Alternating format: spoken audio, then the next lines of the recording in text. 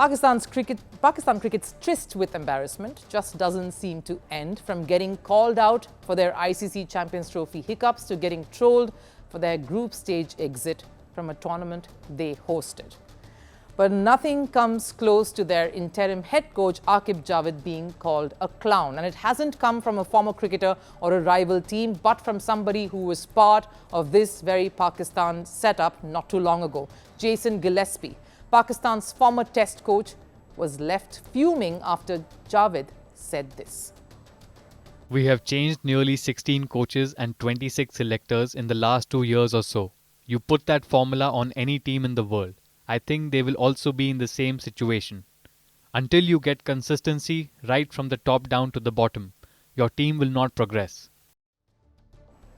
Well, that's surprisingly a fair point coming from Javed there. Constant changes only leads to more confusion and a state of flux. Not ideal to produce good cricket and keep a good environment going. He was only stating the obvious, highlighting the biggest problem that is haunting Pakistan cricket at the moment: the musical chairs that the PCB seems to be constantly orchestrating. Now, what infuriated Gillespie was not what was being said, but who was saying it. The former Aussie pacer was wondering why Javed, who played a huge role in this very instability, is making such a remark.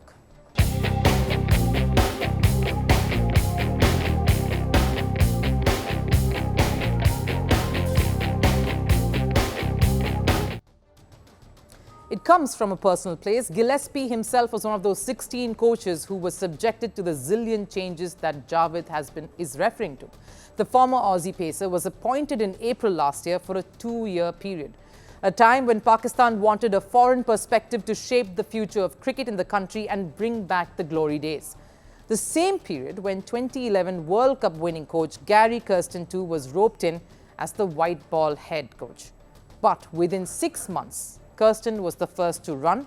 He resigned from his position. From what I hear, the different camps and cliques in the dressing room was enough to drive him away. The cracks started appearing after the Pakistan Cricket Board stripped the coach from playing any part in team or squad selections.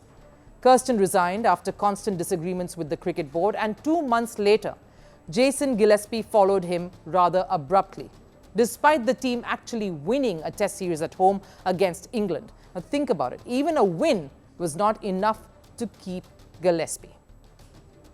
I was completely and utterly blindsided by a decision to not have a high-performance coach.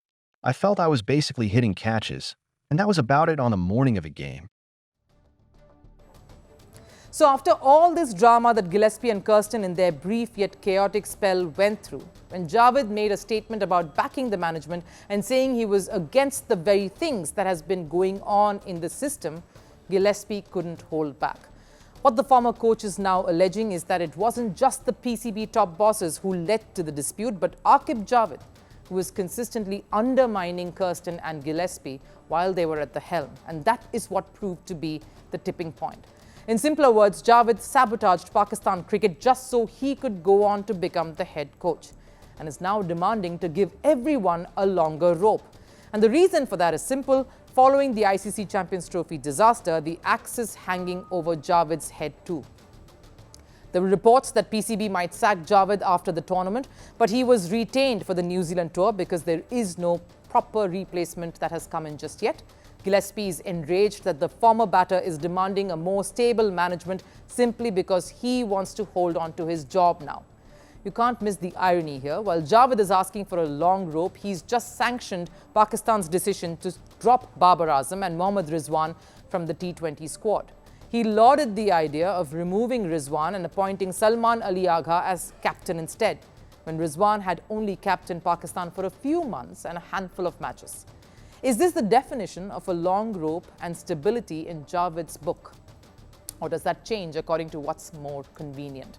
Because under Javed, Pakistan has now lost a tri-series at home, and there's been the Champions Trophy group stage disaster. At this point, it just looks like Javed is echoing what Pakistan cricket represents. Blame it on others to safeguard your job. Clearly, the problem lies within PCB. Are they running a cricket board or a clown show, is what Gillespie asks. Merci beaucoup. Hi. How are you? Very well, thank you. Thank you for being here. Namaste, Mr. President. Bharat Kelogan, Kumeri Namaste. How many people generally follow you in interviews? Typically in a month we have viewers up to 150 million, that's more than twice the population of France. And in the last 2 years we had 3 billion viewers. So I say, Laurent, this is your chance to be famous. You're on Firstpost. One word to describe your equation with Prime Minister Modi. Amitié. As India and France work together, are you creating a new era of non-alignment in the technology space? India is a training superpower. 1 million engineers a year, more than all of Europe and the US combined. So we have that partnership. We have a partnership on the environment and the economy. We also have civilian nuclear programs, and that is something we've developed far beyond the France-India relationship.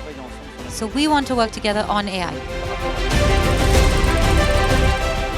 And then comes China with its DeepSeek, creating models at a fraction of the cost. Did that innovation take you by surprise? Did that breakthrough make you sit up and think, what did the Chinese do and how? But what did DeepSeek do? They took everything that was already available from the last AI model, and then they recalibrated it. So are you going to ban Chinese AI in France? So we don't have this American approach of banning tech because of where it comes from.